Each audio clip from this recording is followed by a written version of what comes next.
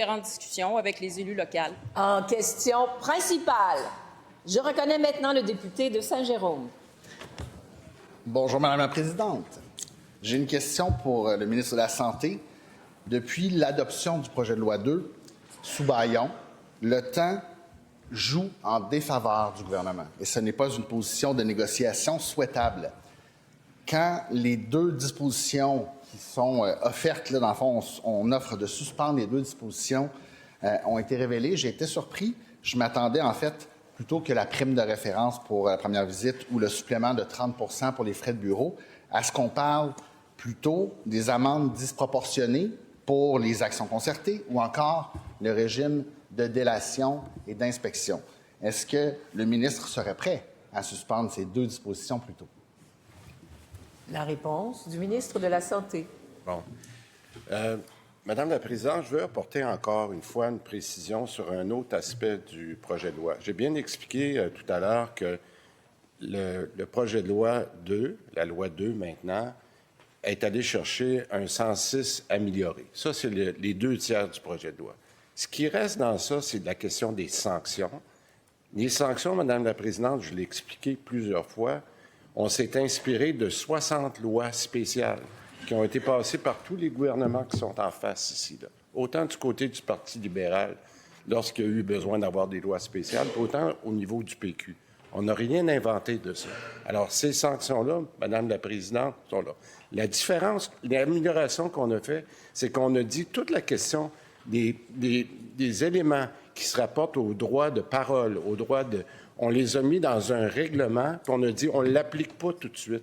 On ne l'applique pas tout de suite parce qu'on le fera seulement si jamais la situation se détériorait. Alors, on a été beaucoup plus, comment je dirais, compréhensif que ce qui avait été fait par les gouvernements précédents. Alors, c'est important de le préciser, Madame la Présidente, on s'est amélioré par rapport à ce qui a déjà été fait dans le passé.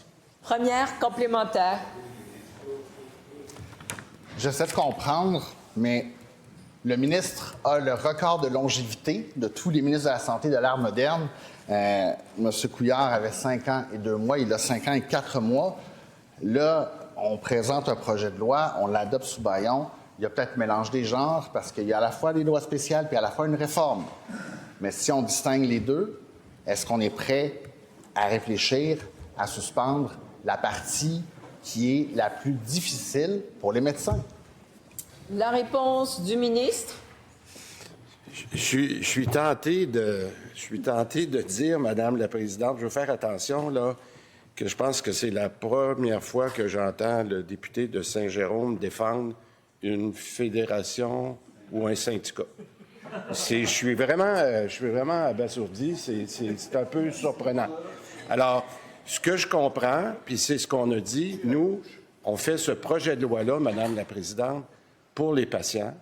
On reconnaît le travail extraordinaire que font les médecins, mais tous reconnaissent qu'il doit y avoir un changement dans la rémunération. C'est un engagement que nous avions pris comme gouvernement, que nous sommes à mettre en place, que 5 réformes précédentes n'ont jamais eu le courage de faire. Deuxième complémentaire. Pourtant, c'est le ministre de la Santé qui a proposé le projet de loi 83 pour lequel j'étais effectivement du côté des syndicats, étonnamment. Bref. Dernière question, puis c'est vraiment ma dernière complémentaire, Mme la Présidente, mais il me semble, puis là, je ne sais pas, là, mais les primes de 30 % de frais de bureau ou de première visite, est-ce que c'est vraiment des orientations ou est-ce que c'est des opérations? Et si oui, pourquoi c'est pas Santé Québec qui le fait? La réponse du ministre. Mais premièrement, la prime du premier rendez-vous dont on parle, Madame la Présidente, c'est une prime de 40 % qui est payée aux spécialistes en ce moment lorsque la référence lui vient d'un médecin de famille.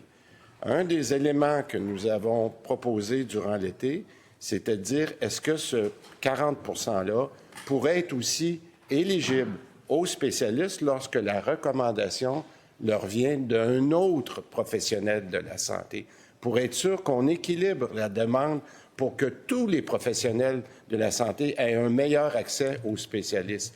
C'est la seule chose qu'on a demandé. Et en voyant la réaction des médecins, on a dit on va s'ajuster jusqu'à temps que le Trésor soit capable d'avoir ces discussions-là. En question